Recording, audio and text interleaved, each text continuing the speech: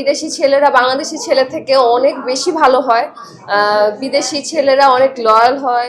বাংলাদেশি ছেলেরা সব 2 নাম্বার, বিদেশি ছেলেরা একজনের সাথেই থাকতে চায়।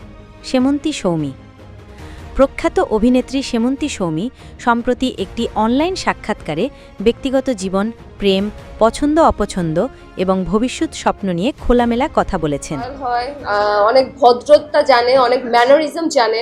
বাংলাদেশি ছেলেরা আসলে জানে না কোন মেয়েদের সাথে কিভাবে কথা বলতে হয় বা কিভাবে। সেখানে বাংলাদেশি ছেলেদের নিয়ে তার এক বক্তব্য নিয়ে সামাজিক যোগাযোগ মাধ্যমে চলছে আলোচনা সমালোচনা। সাক্ষাৎকারী সেমন্তী বলেন, আমি যদি বিয়ে করি আমি ভাবতেছি বিদেশি বিয়ে করব, কারণ বাংলাদেশে কোনো ছেলে আমার ভালো লাগে না, সব ছেলেরাই 2 নাম্বার। তিনি আরও বলেন, বাংলাদেশে অনেক ছেলেকে দেখেছি যারা একটার সাথে থেকেও আরেকটা মেয়ের পেছনে ছুটে, প্রেমে থাকে একটা, ভালোবাসে আরেকটা। কিন্তু বিদেশি ছেলেরা এমন নয়, তারা একজনের সাথেই থাকে, খুব লয়াল এবং কেয়ারিং হয়। আমি যেরকম দেখেছি হয়তো আমার ব্যাড লাগছে, আমার এরকম ছেলেদের সাথে পরিচয় হয়েছে।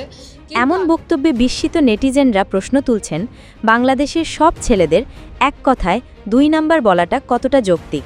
তবে সেমন্তীর দাবি, আমি যেটা দেখেছি সেটা বলেছি, আমার চোখে যা ধরা পড়েছে তাই বলেছি, লুকোনোর কিছু নেই।